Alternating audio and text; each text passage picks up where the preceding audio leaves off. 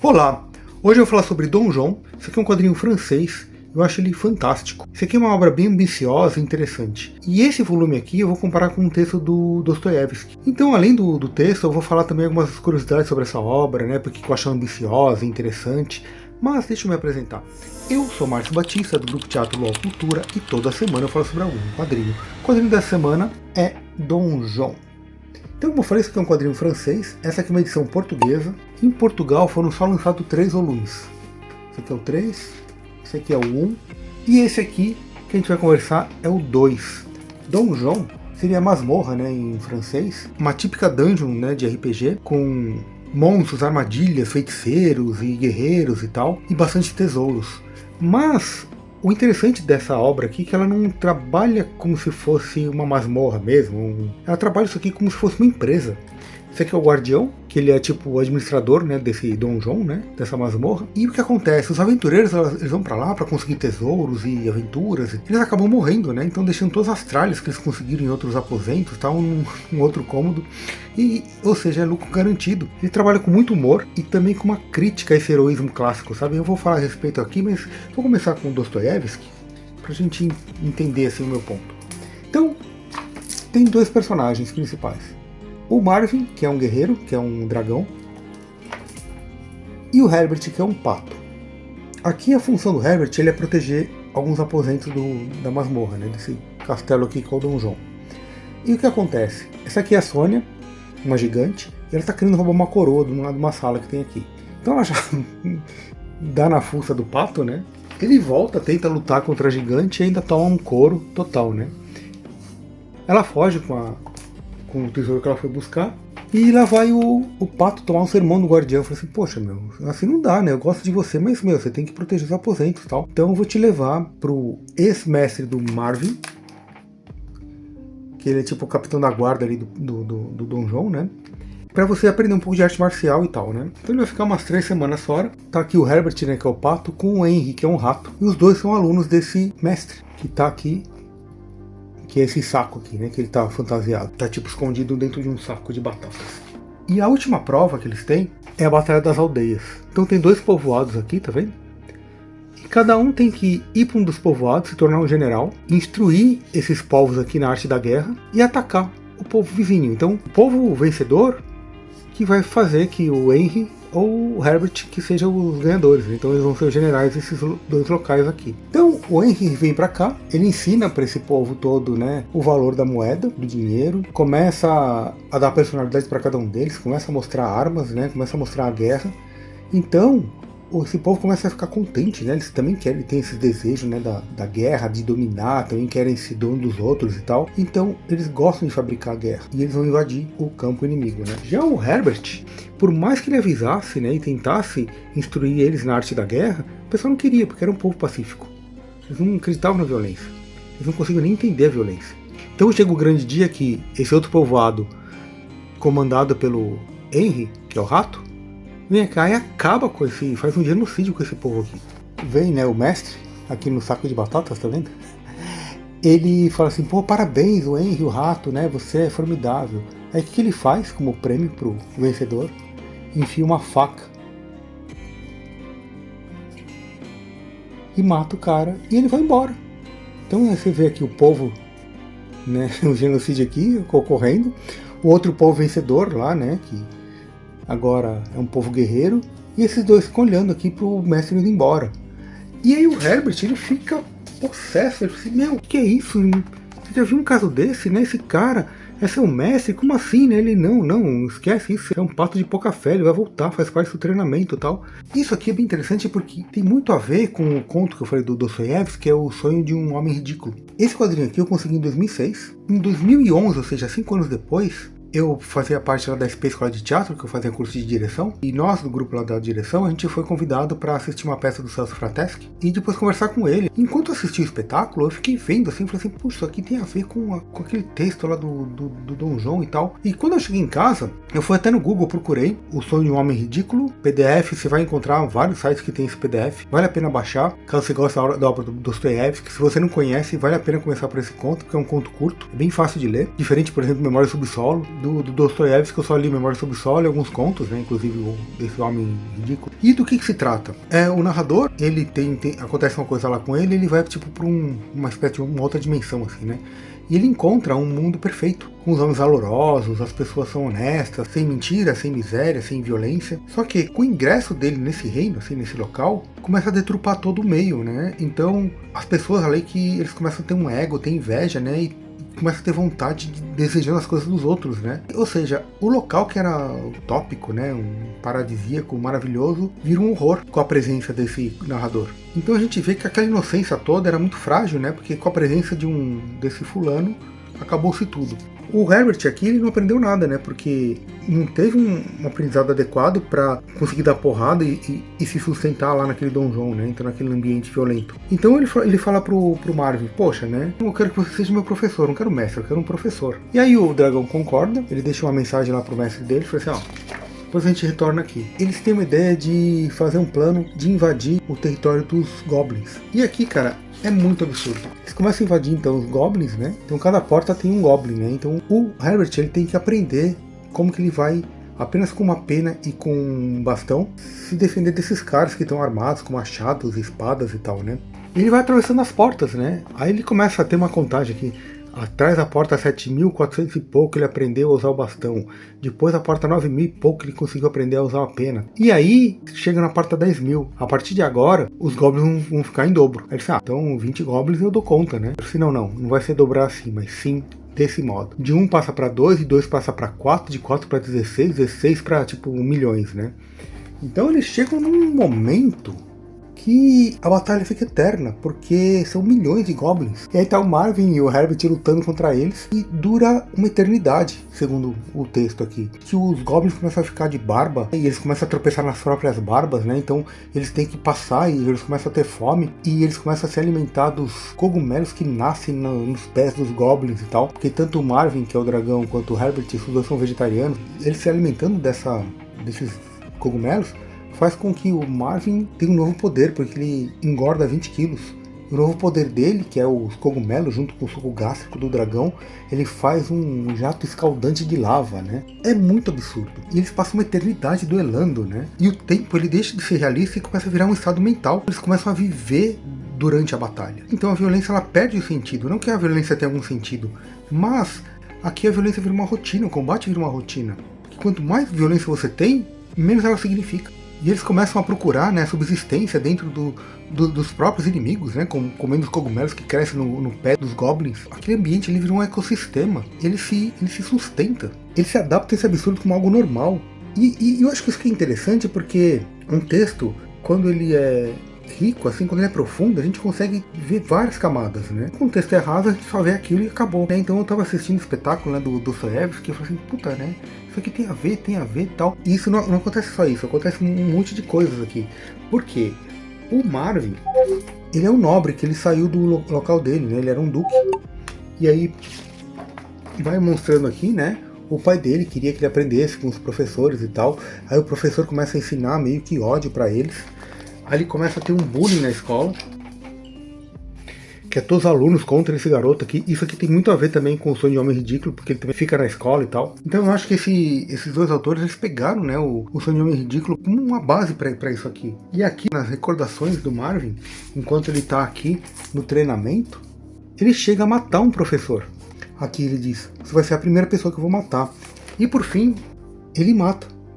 Então, olha só, enquanto ele está acontecendo algumas coisas aqui com ele lembra disto, né? Então tem vários episódios que ele fica lembrando disso, né? Então a gente vai vendo as memórias dele de um modo fragmentado dentro da história. Então, e isso aqui não é apenas isso que acontece. Aquela personagem que é a gigante, que é a Sônia, quando eu li a primeira vez, eu falei, a Sônia tá uma guerreira, tal, ruiva. Aí eu pensei na Sonja, né?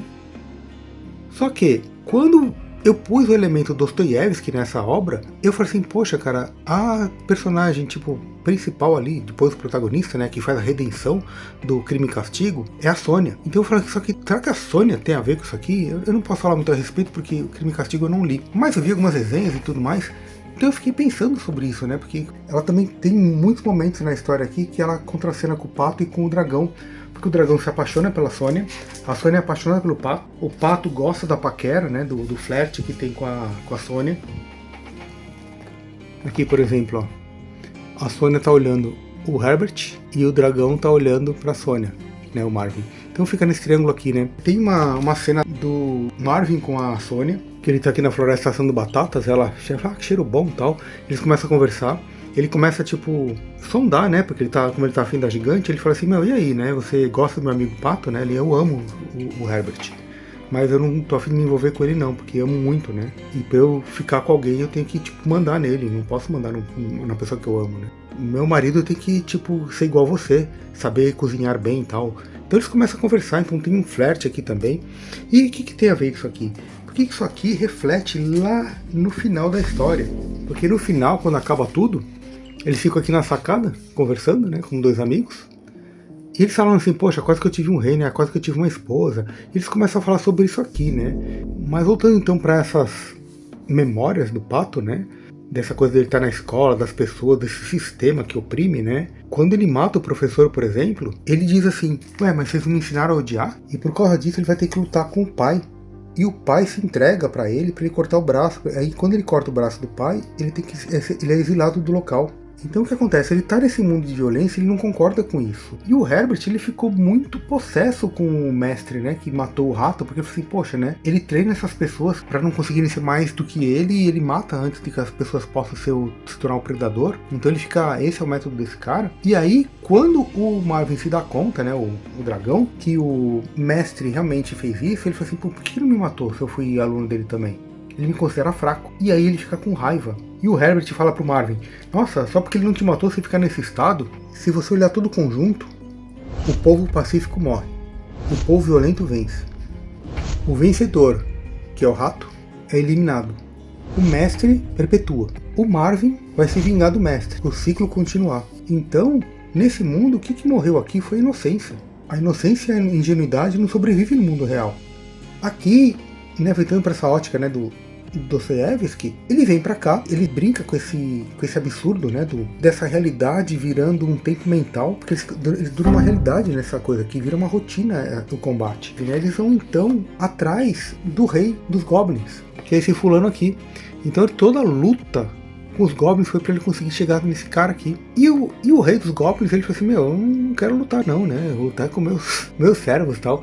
Então eles começam a jogar um jogo de cartas, e o Herbert vence.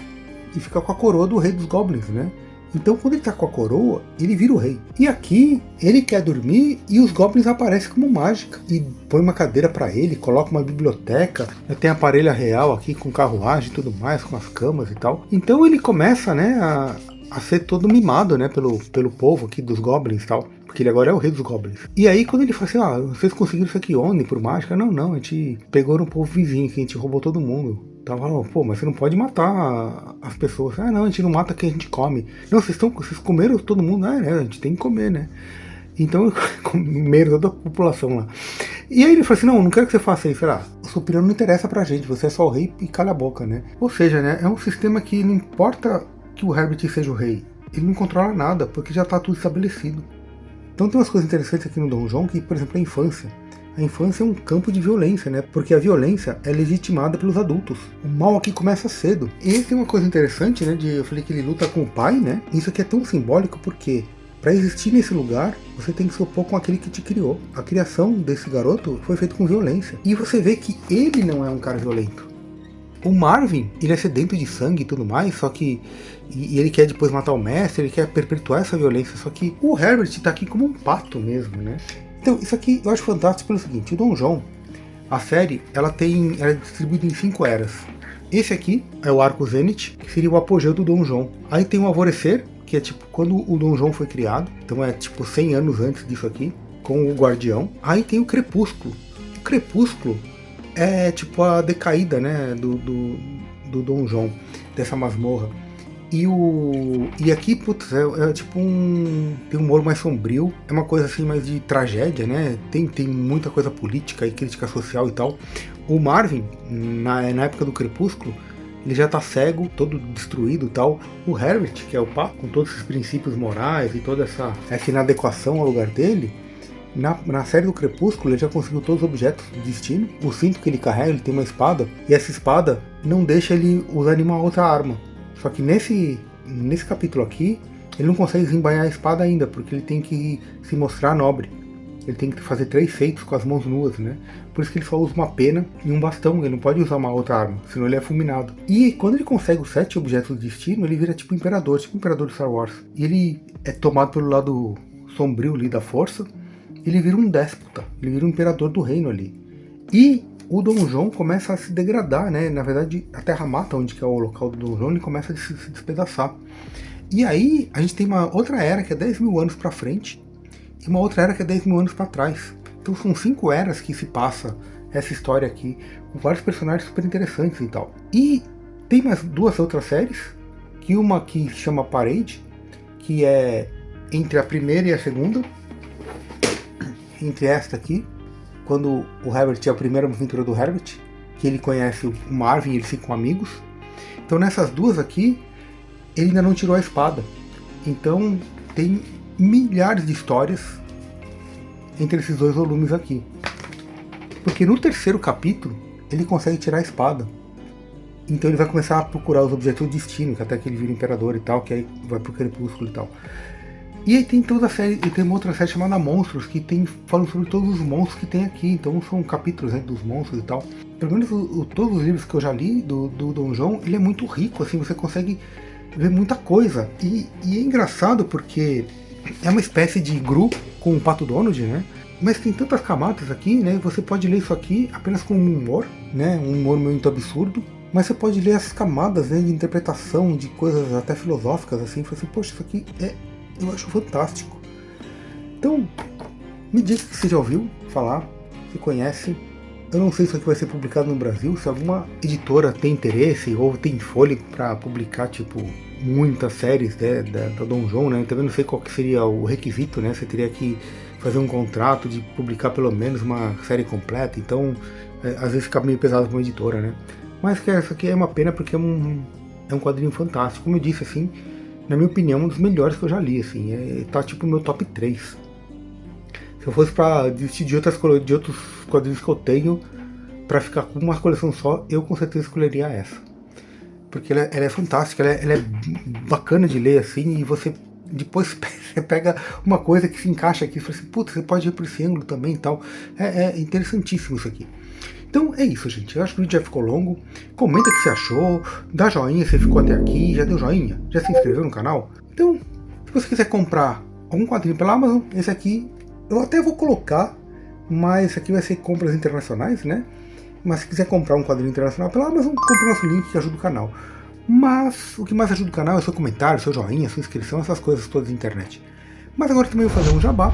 Esse aqui é o meu livro, é um e-book que eu fiz, eu fazendo um concurso da Amazon aí, que foi no final de 2025, que é um romance jovem adulto de 2 garotos que vão pro litoral, na década de 80. Então, eu uso as tecnologias da década de 80, né? Então tem as fitas cassete, tem os orelhões, né? Os telefones públicos. Na época não tinha smartphone e tal, mas tinha cinema, tinha conversa, tinha amigos, tinha praia, tinha coisas interessantes, né? Tinha música, inclusive. Todas as músicas que os garotos escutam e os amigos dele estão numa playlist que eu vou colocar aqui embaixo também, caso você queira ouvir as músicas. E caso você queira ler meu livro, ele custa apenas R$2, mas se você tiver o Kindle Unlimited, ele é gratuito. Com R$2 você não compra nenhuma coxinha, então já compra meu livro, já lê e vê o que você achou. Então eu vou deixar aqui o link, que se você tiver o Q, que é o Kindle Unlimited, é gratuito, mas aí, como eu falei, só custa R$2. E, gente, grande abraço e até mais.